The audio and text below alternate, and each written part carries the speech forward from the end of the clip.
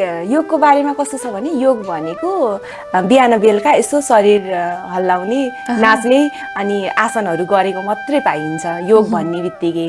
नत्र चाहिँ योगलाई फरक ढाँचाबाट आध्यात्मिकतामा हेर्ने हो भने ध्यान छुट्टै, योग छुट्टै, आसन गरेको छुट्टै भनेर लिइन्छ।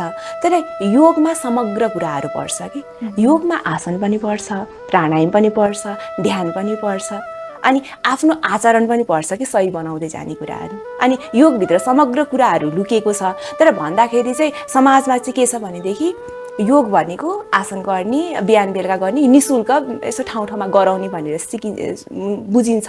अनि योगमै फ्युचर बनाउँछु भन्नेहरूलाई चाहिँ योगमा पनि कसैले केही सिकाएर पैसा कमाउन सकिन्छ त भन्ने पनि छ कि योगमा त्यो नजानेको हिसाबले भएको होला। हो कस्तो छ भने अहिले पढे लेखेको मान्छेले पनि योग भनेको के हो भने योग सिकाएर पनि आफ्नो जीवन निर्वाह गर्न सकिन्छ त, त्यो त होइन। योग ध्यान भनेको चाहिँ उमेर पुगिसकेपछि पछि गर्ने कुरा हो, रोग लागिसकेपछि गर्ने कुरा हो होइन। पहिला कुनै पनि त्यो चाहिँदैन, नत्र हामी स्वस्थ छौँ नि त भन्ने कुराहरू आइरहेको हुन्छ। स्वस्थ पनि के स्वस्थ, शरीरको स्वस्थको कुरा मात्र छैन, मानसिक स्वस्थको कुरा छ, आध्यात्मिक स्वस्थको कुरा छ, सामाजिक स्वस्थको कुराहरू छ। अनि मान्छेले चाहिँ कस्तो छ नि एउटा उमेर पार गरिसकेपछि जब फ्री टाइम हुन्छ तब म योग गर्छु, जब रोग लाग्छ तब योग गर्छु। जब मलाई जस्तै मानसिक रूपमा पनि मान्छेलाई केही समस्या हुन्छ अनि योग गर्छु। थाहा छ त्यसको फाइदा छ भन्ने कुरा गरिसकेपछि रिजल्ट त पाइरहेछ, मान्छेले सुनाइरहेको छ राम्रो हुन्छ भन्ने थाहा छ।